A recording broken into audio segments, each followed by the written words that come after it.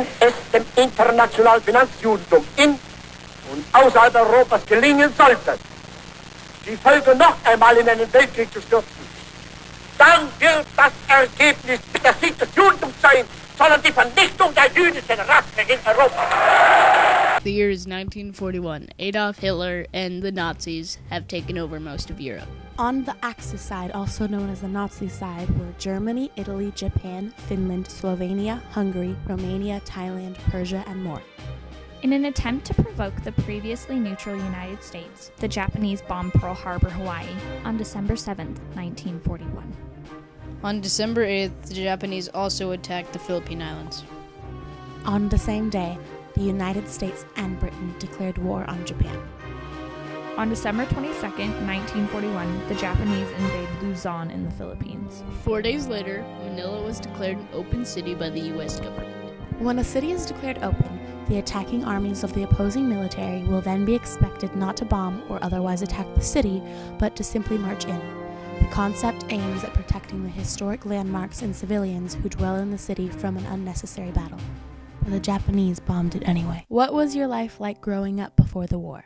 Before the war, it was fine. We were in the northern part of the Philippines, named called Baguio, and I was 11 years old before the outbreak of the war. Did you have any brothers or sisters? I'm the sixth of the 9 in the family. My oldest was Ronnie, and then a sister, Melba, and Lydia, and Ernesto, and Peter, then I, and then Norma, Raul, and Clara. Do you remember where you were when you heard that Pearl Harbor had been bombed?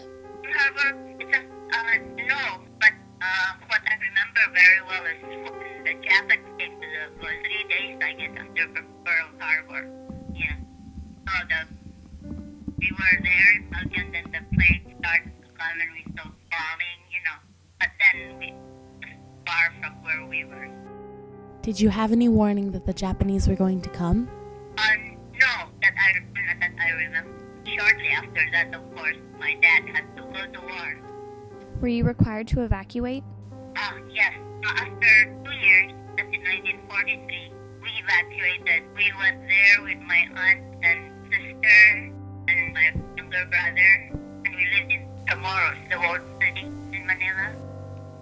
We were living in Chamorros, and then there was Santo Tomas University became a concentration for prisoners, American, and usually everything there's a Japanese sentry, in all the corners of the fort. But then suddenly that morning, my mom came and said, there were no more soldiers in the fort. So yes, that night they moved, and we were received. Were you near Manila when it was bombed by the Japanese? Yes, we were in Manila. There's a Pasig River there, and below that we're bombing, of course, a lot. And then we were across the river. But after the Americans came, so they didn't bomb where we were. How did you travel to America? I came here in 1949. Oh, with my sister, Norma, Raul, and I took the USS Gordon, the Pacific Ocean from the Philippines. We went through Yokohama, and then Honolulu, and the United States.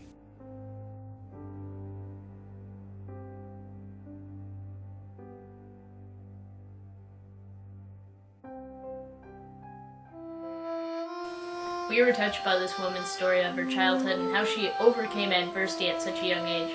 Today she's a happy woman who doesn't dwell on the past but is always looking forward to the future. Throughout this process, we have learned not only a lot about World War II and Esther's story, but also about problem solving. We were given a problem and without much guidance had to come up with a solution.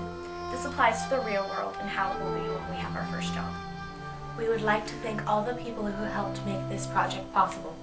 Esther Breeler for lending us her story, and Mrs. Scotton for being the overall inspiration for exploring our world, and finally to Hunter Crawford for his expert geek skills.